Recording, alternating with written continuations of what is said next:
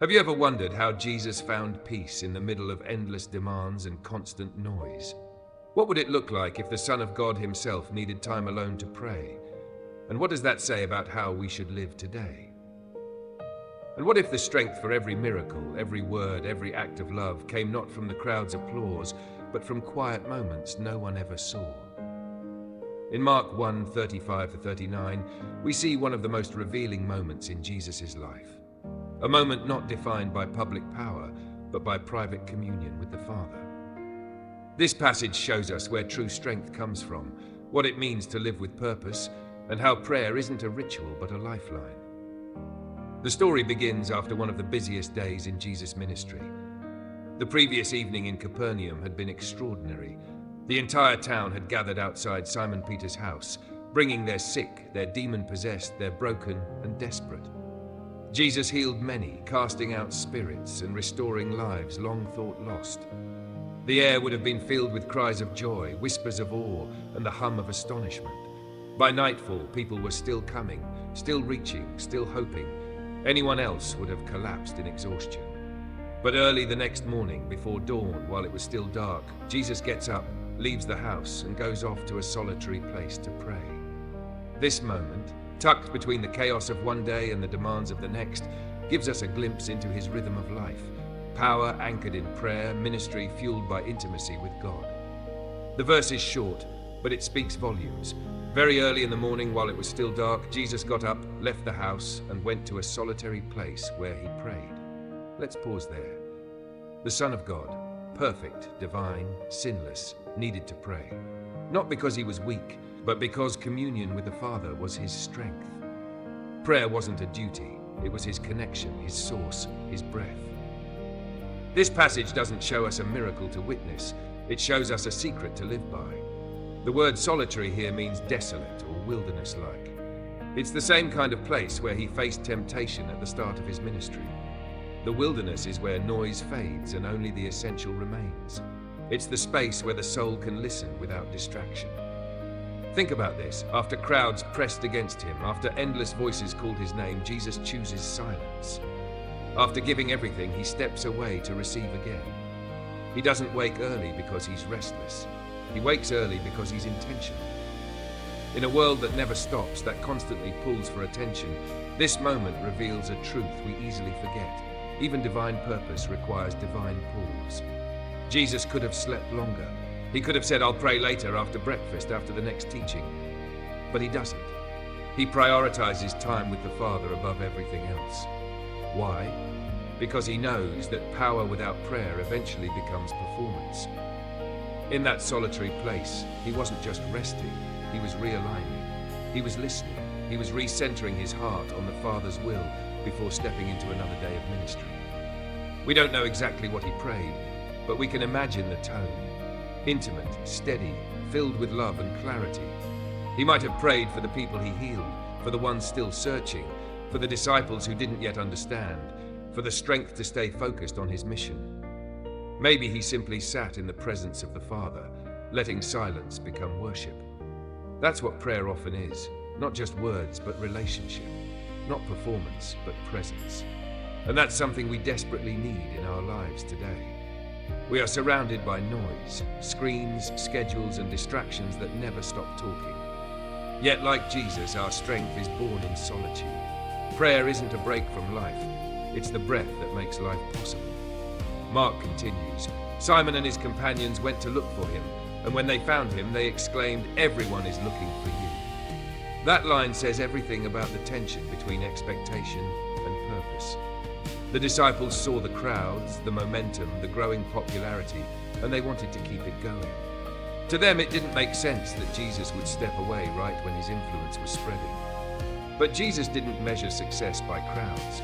He measured it by obedience. He replied, "Let us go somewhere else, to the nearby villages, so I can preach there also. That is why I have come." Notice how his time alone brought clarity. In the quiet, he was reminded of his mission. The crowds wanted miracles. Jesus came to proclaim the kingdom. His purpose wasn't to stay where he was admired, but to go where he was needed. Prayer gave him focus. It protected him from distraction. It redefined what success looked like. not pleasing people, but fulfilling the Father's plan. If he hadn't gone to pray that morning, he might have been swept up by the crowd's expectations. He could have built comfort instead of the cross, fame instead of faithfulness. But in solitude, he remembered the reason he came, and that changed everything.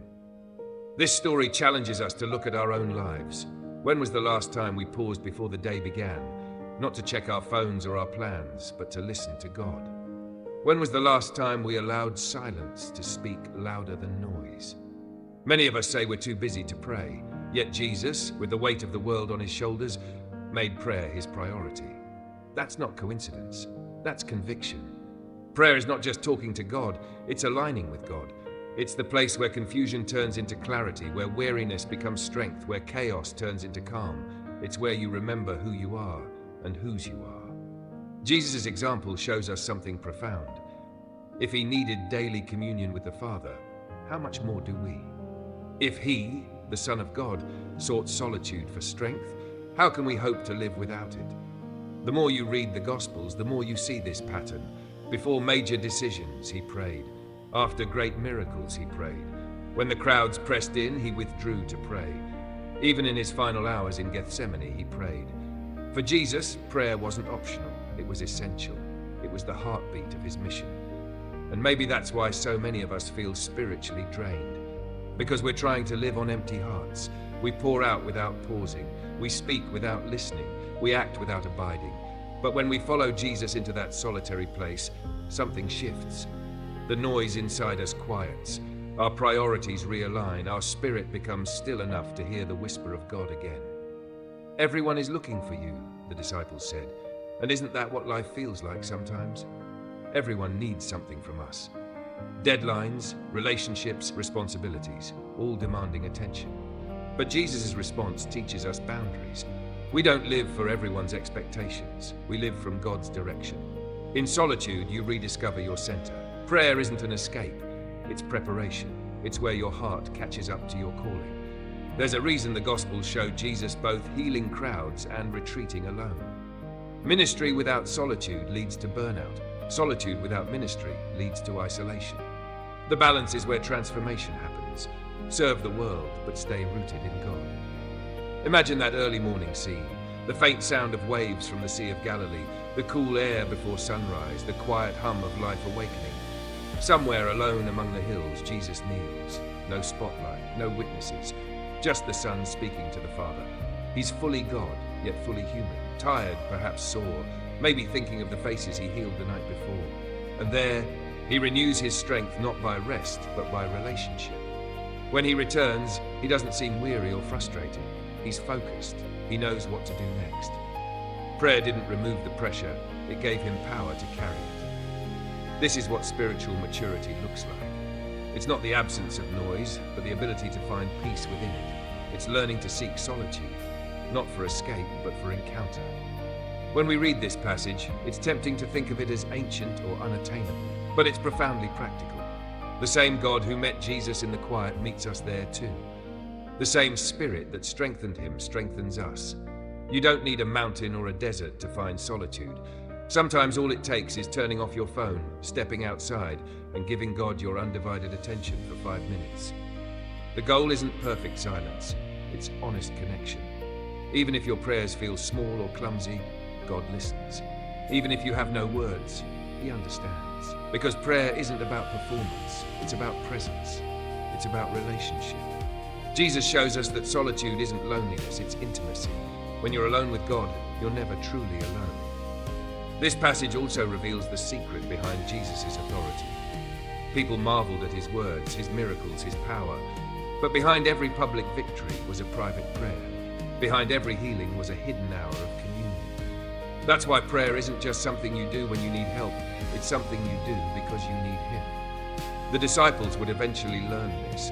They saw the connection between his power and his prayer. Later, they wouldn't ask, "Teach us to perform miracles," but, "Lord, teach us to pray." They realized that everything flowed from that: power, peace, clarity, and courage. And that's the lesson for us too. Prayer is not the pause before the work. It is the work. It's the place where heaven touches earth, where the human heart finds its direction again. When Jesus rose early that morning, he was modeling a way of life, a rhythm of retreat and return, silence and service, solitude and strength. It's the rhythm every follower of Christ is invited to learn. So maybe the most spiritual thing you can do this week isn't to do more, but to stop, to step away, to find your solitary place, to listen. Because in the quiet, God speaks. In the stillness, your soul breathes again. And when you emerge from that place like Jesus did, you'll find renewed strength to face the crowds, the noise, the demands of life. Not from your own willpower, but from his presence. Prayer isn't just how Jesus began his day, it's how he stayed connected to his mission. It's how he moved with grace instead of hurry, with clarity instead of confusion. And that same invitation is extended to you. So wherever you are, in a busy city, in a quiet home, in a season of noise or uncertainty, take time to step away. Find your solitary place. Let prayer reshape your heart. Let stillness refill your soul. Because that's where transformation begins, not in the crowd, but in communion. Thank you for watching this message. If it touched your heart, please like this video, follow Holy Path Insights, and share it with someone who needs a reminder that even Jesus sought quiet, and that in stillness we find our strength.